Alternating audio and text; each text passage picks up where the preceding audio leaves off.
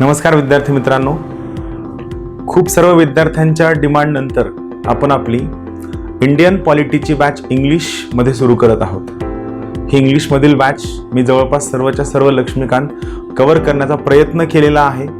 ही English मीडियममधल्या बॅचची तुम्हाला एक नोट्ससुद्धा मिळेल आणि यासोबतच तुम्हाला या बॅचचे सर्वच्या सर्व व्हिडिओज, आपलं जे ज्ञानदीप अकॅडमीचा लाल कलरचा लोगो असणारा ॲप आहे, या लाल कलरचा लोगो असणाऱ्या ॲपवर तुम्हाला सर्वच्या सर्व बॅच मिळेल.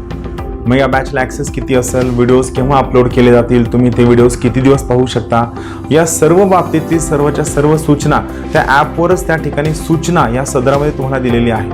तर मी तुम्हाला सर्वांना सुचवेल, ज्या विद्यार्थ्यांना इंग्लिश मीडियममधनं इंडियन पॉलिटीची बॅच हवी होती, तुम्ही ही बॅच नक्की जॉईन करा. तुमच्या मित्रांसोबत सुद्धा शेअर करा.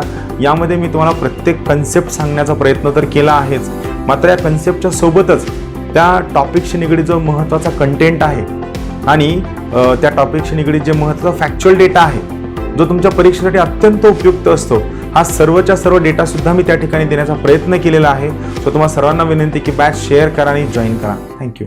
Hello friends, welcome you all to Gyandeep academy.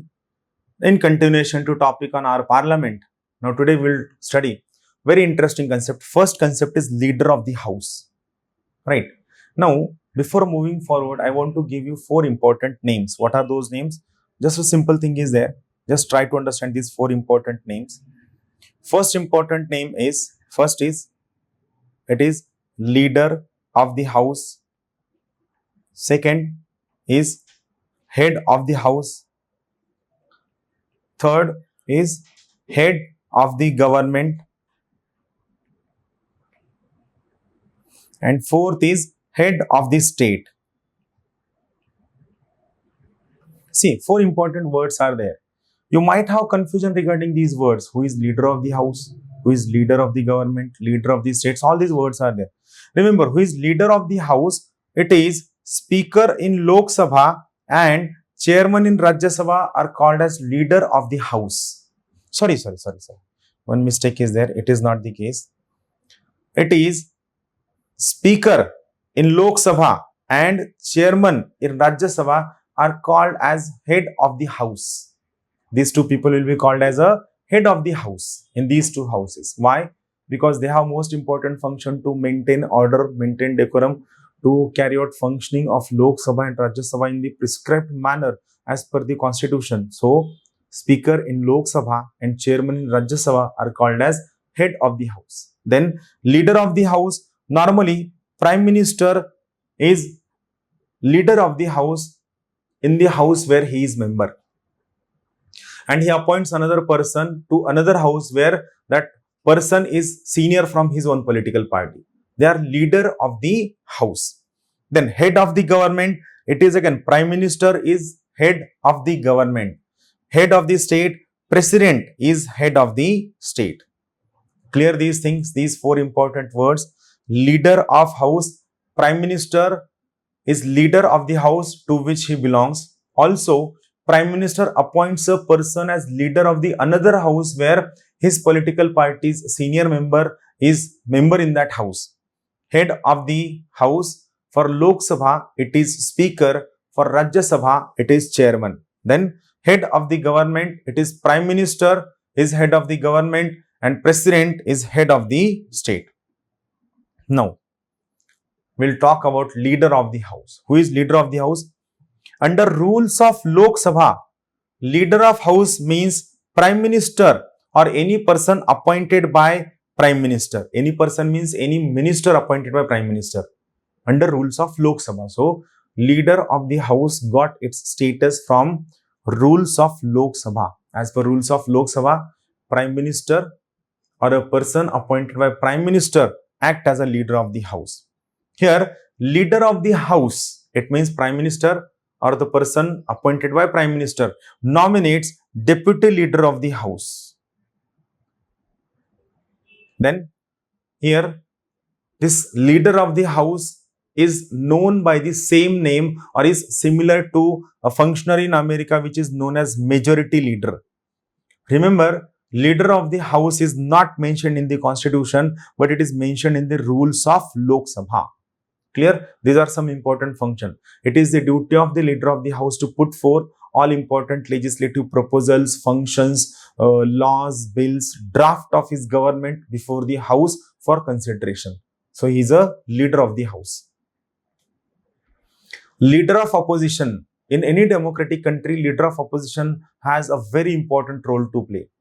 Rather, it is said it is leader of opposition who ensures smooth functioning of democracy, or else democracy would convert into autocracy or dictatorship when leader of opposition is not effective. That's why leader of opposition is one of the most important functionary in any democratic system in the world. Here, who will be the leader of opposition? Leader of largest opposition party having not less than 1/10 seats of the house will be appointed as leader of the opposition. Clear? Either that political party should have largest number of seats in the opposition, or minimum 1/10 seats should be there. Then leader of that political party will be appointed as leader of opposition.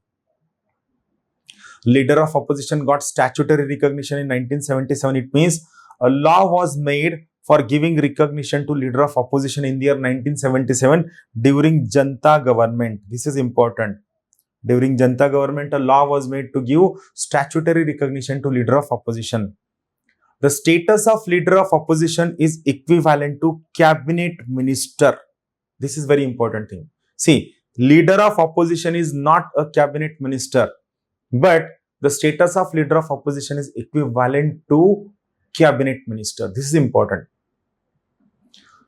In America, same functionary is known as minority leader. It means leader of house is called as majority leader. Leader of opposition is called as minority leader. Also, the leader of opposition is not mentioned in the constitution, but it is mentioned in parliamentary act. That's why it is called as a statutory position. In British political system, it is called as a shadow cabinet. In British political system, it is called as a shadow cabinet.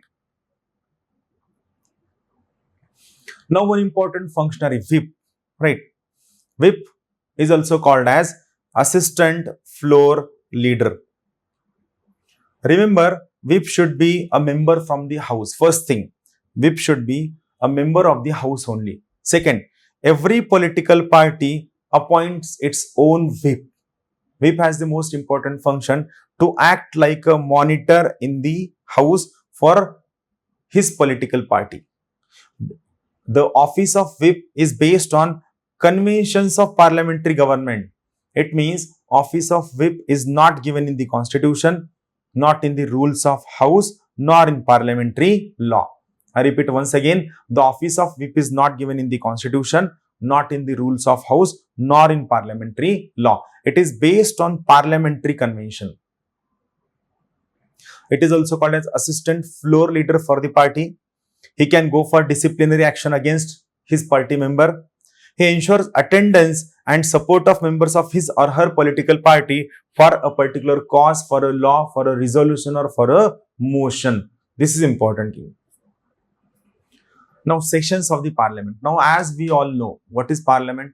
Parliament is basically a deliberation house where all important laws, proposals, legislative bills, drafts, everything important has been discussed from the perspective of government, from the perspective of country, and from the perspective of people. That's why it is a most important discussion house.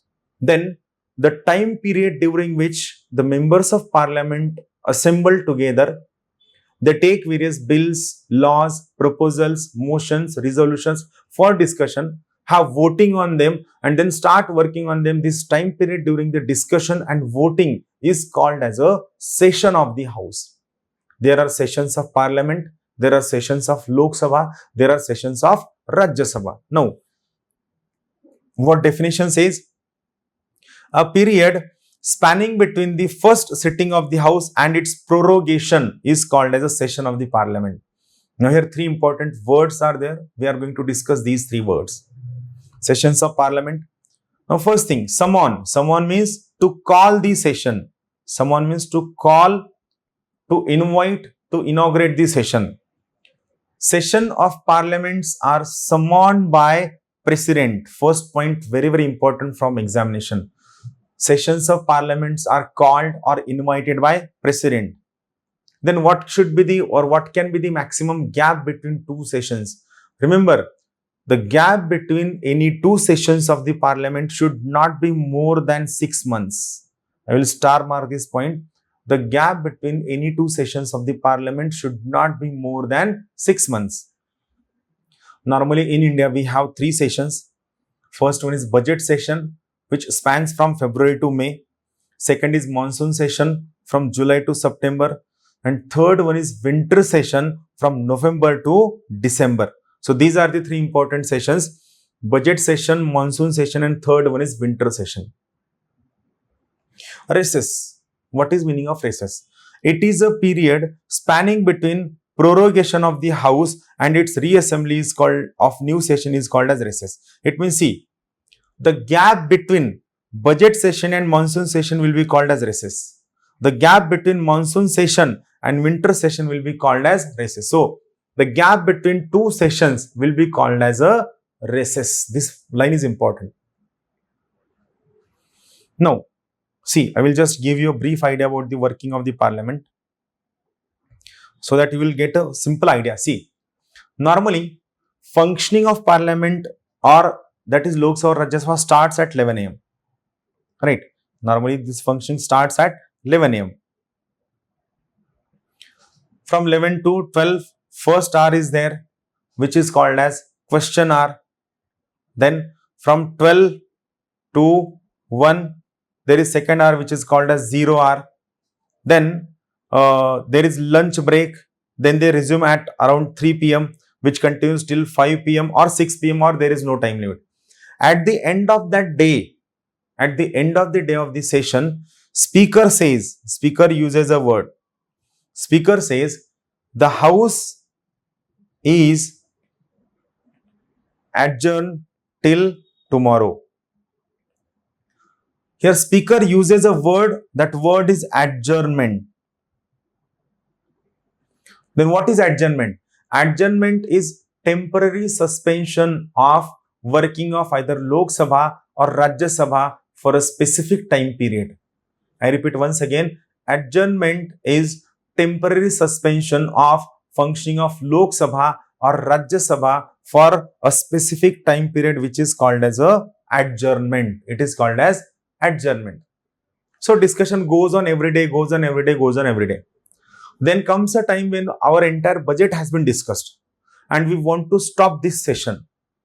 Now, to stop this session, again, President goes for prorogation of the session. President says, the house is prorogued for this session.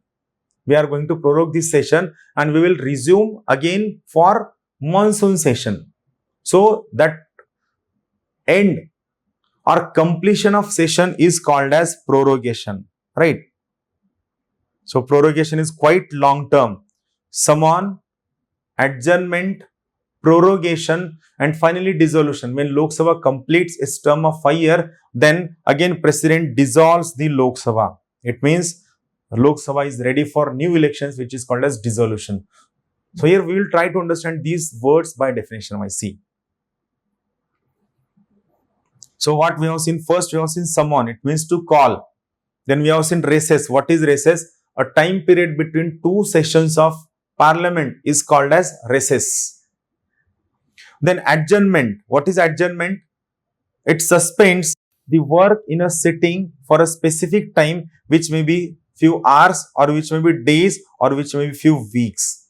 It is suspension. It is not termination or it is not end. See, the word is important. It is suspension, nor termination, nor end. It is temporary. Adjournment is temporary. Morning sitting 10 to 11, post lunch 2 to 6 p.m. And remember, adjournment is done by presiding officer of the house. That is, adjournment will be done by speaker in the Lok Sabha and it will be done by chairman in the Rajya Sabha. Then there is another word, adjournment sine die. See what happened when at the end of the day at 6 p.m. when speaker of Lok Sabha is saying that we will resume tomorrow at 11 a.m. It means the time of resumption of the proceedings of the house is well known to all members. So it is simple adjournment. But there are certain cases where speaker uses a word to the house and speaker says the house is adjourned sine die. Speaker uses a word, that is adjournment sine die. Speaker says that we are going to adjourn this house for sine die. It means we are not sure about the day and date and time of resumption of the house. It is called as adjournment sine die. It is announced by presiding officer, speaker in Lok Sabha, chairman in Rajya Sabha. It is adjournment, or I would say rather, it is suspension of the proceeding of the house for indefinite time period. Suspending work of house, resumption date not decided, it is called as adjournment sine die. Then prorogation. When session completes, like your monsoon session is completed, your budget session is completed, your winter session is completed, and you want to terminate the functioning of the house. Now, to end or to terminate the functioning of the house, you use a word prorogation. Adjournment is temporary. Prorogation is long term. For it is used for termination of the session. So, session completes, session ends, house is prorogued by president. President can prorogue session even before completion of the session. This point is important. I will star mark it over here. President can prorogue session of house even before completion of the session of the house. So adjournment is made by presiding officers. Adjournment sine die is made by presiding officers, and prorogation is made by president. Now, dissolution of Lok Sabha. Dissolution of Lok Sabha means end of the term of Lok Sabha. It means no longer this Lok Sabha has the right to function, has the right to work in the Lok Sabha, and new Lok Sabha is due for election. It is dissolution of Lok Sabha. Here remember, Lok Sabha is not a permanent house. It is subject to dissolution. Now, Lok Sabha will be automatically dissolved at the end of its tenure of 5 years. Or President can dissolve Lok Sabha.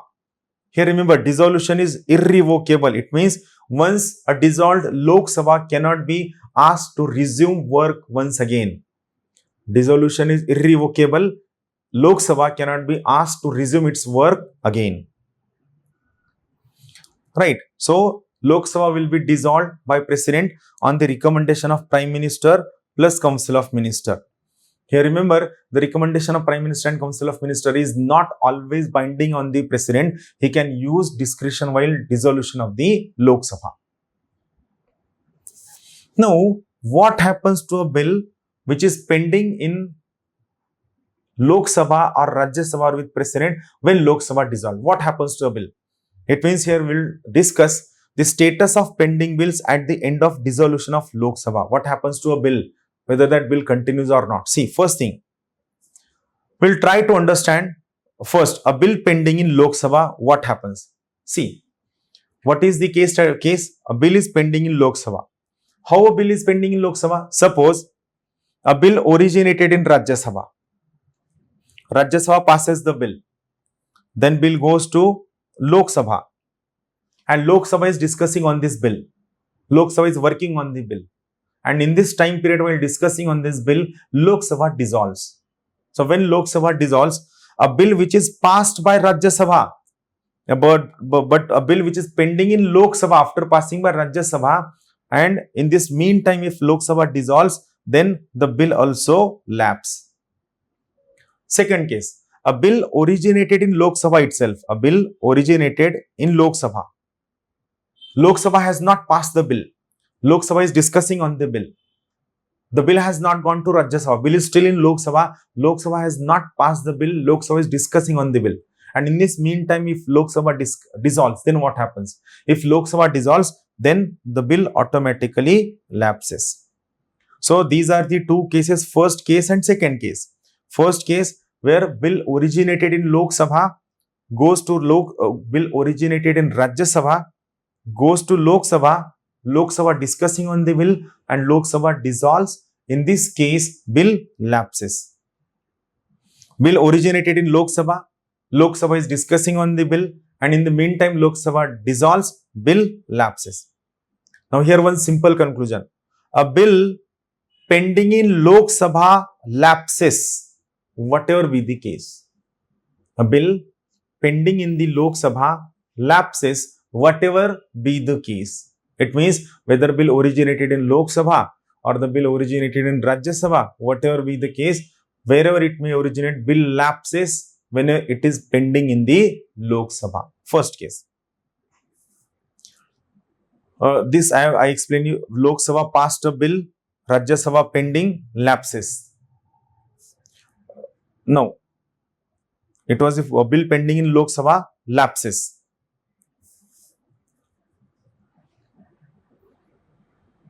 Now, second case is about pending bill. See, Lok Sabha has passed a bill, right? And the bill is pending in Rajya Sabha.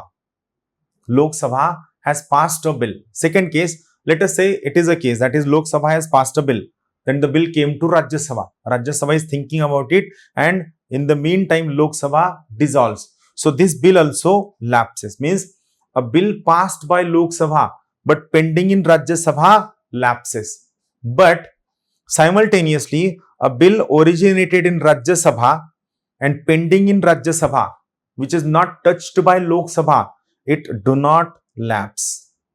It do not lapse. This is important thing. Then a bill which is notified for joint sitting.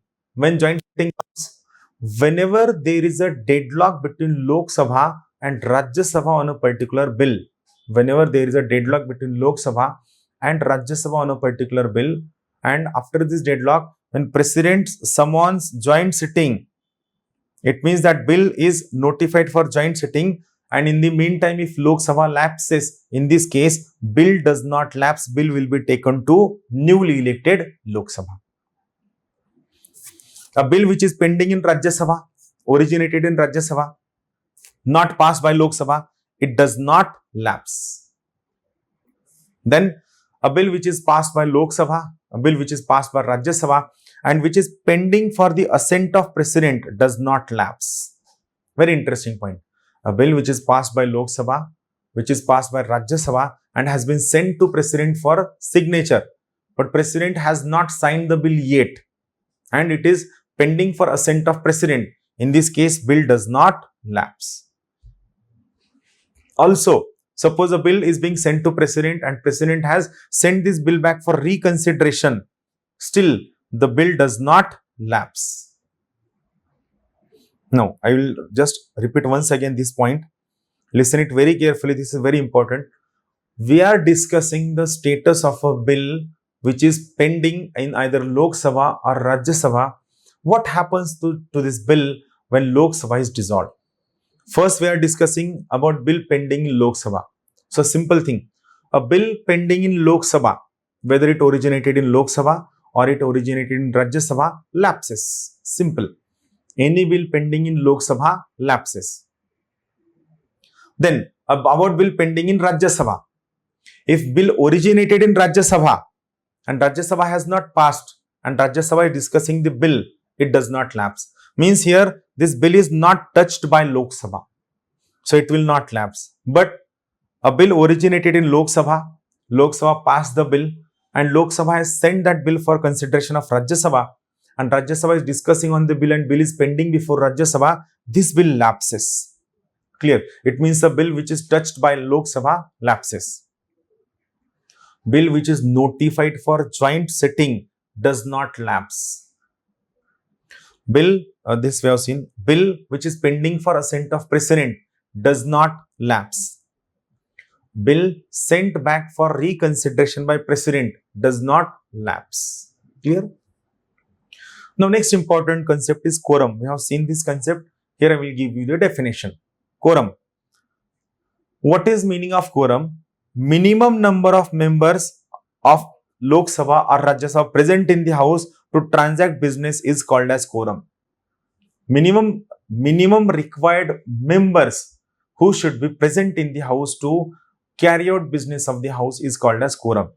It is 1/10 of the total number of members in each house, including presiding officer. This point is important. It means while counting quorum of a house, presiding officer is taken into consideration. I repeat once again, while counting quorum, presiding officer is taken into consideration. Thus, quorum can be changed with simple majority Lok Sabha has a quorum of 55 members. Rajya Sabha has a quorum of 25 members. Now, voting in the House, it is by simple majority, special majority, effective majority, and absolute majority. I am going to take a separate special lecture on these various kinds of majorities. Now, about language in the parliament. Which language should be used in the parliament? So, it has very important thing. See, Constitution says Hindi and English shall be used for conducting business in the House. So, Constitution itself says while conducting business in the House, you can use either Hindi or English language. But if any member wants to speak in his own mother tongue, then he needs to take permission of the presiding officer of the House. Clear? Normally, Constitution says that you should use Hindi and English for conducting business in the House. But if any member of Lok Sabha or Rajya Sabha wants to continue business in his own mother tongue, then in that case, there is a need for permission of the presiding officer. English was used for conducting business in the House initially for 15 years only. There is an act, Official Languages Act of 1963, English to be continued along with Hindi for longer time periods. Then next important point is about rights of ministers and attorney generals. What are the rights of ministers and attorney generals? This is interesting.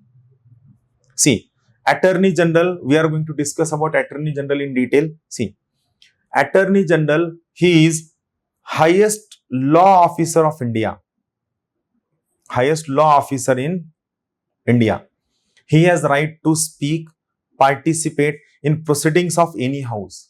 Attorney General can take part in proceedings of either in Lok Sabha or Rajya Sabha. There is no limitation. But the only thing, Attorney General do not have right to vote. I repeat once again, Attorney General do not have right to vote. Minister. If a person who is member of Lok Sabha or Rajya Sabha and he is a minister, then he has right to sit, he has right to participate, and he has right to discuss in any house. Minister. But he can vote only in the house where he or she is a member. It means minister, if he is member of Lok Sabha, then that minister cannot vote in Rajya Sabha. Or if a minister who is a member in the Rajya Sabha cannot vote in Lok Sabha. Third is about a minister who is not a member of any house. As we have seen few lectures back, any person can be appointed as a minister, but there is one precondition. That person has to get elected to any house of Lok Sabha or Rajya Sabha within 6 months of his appointment. So, any minister who is not a member of any house can participate in proceedings of both the houses of parliament, that is Lok Sabha and Rajya Sabha. It means he can sit, he can discuss, he can talk, but only thing, he cannot vote in any house until becomes the member of any house. It means only members of Lok Sabha and Rajya Sabha shall have the right to vote. Other members will not have right to vote. Then next one is lame duck session. What is lame duck session? The last session of existing Lok Sabha after new Lok Sabha has been elected is a lame duck session. You must have seen those cricket matches, old cricket matches, where once a player gets out, then on that screen that duck used to come with bat is hanging by his backside and he was walking down with his downward face. So he was called as lame duck. See what happened normally. Lok Sabha elections are taken before the completion of its complete term of 5 years. It is normal practice. It means new Lok Sabha is elected and old Lok Sabha is still continuing. Then what happened? Then before the first meeting of newly elected Lok Sabha, this old Lok Sabha conducts its last meeting. Then in this last meeting, all those members who could not get elected to new Lok Sabha will be called as lame duck. And that's why this session is called as lame duck session. It is not the case that only non-elected members come to this session. No. All members of Lok Sabha comes to this session. But it is specifically called as a lame duck session for only those members who could not get elected to the new Lok Sabha. That's why it is called as lame duck session. It is given over here. Those members of Lok Sabha who could not get elected are called as lame ducks. And that's why this last session from there is called as lame duck session. So, That's all from my side. We'll meeting with more and more number of lectures. Till then, take care. Have a good day. Like these many interesting concepts we are going to study. Have a good day. Thank you.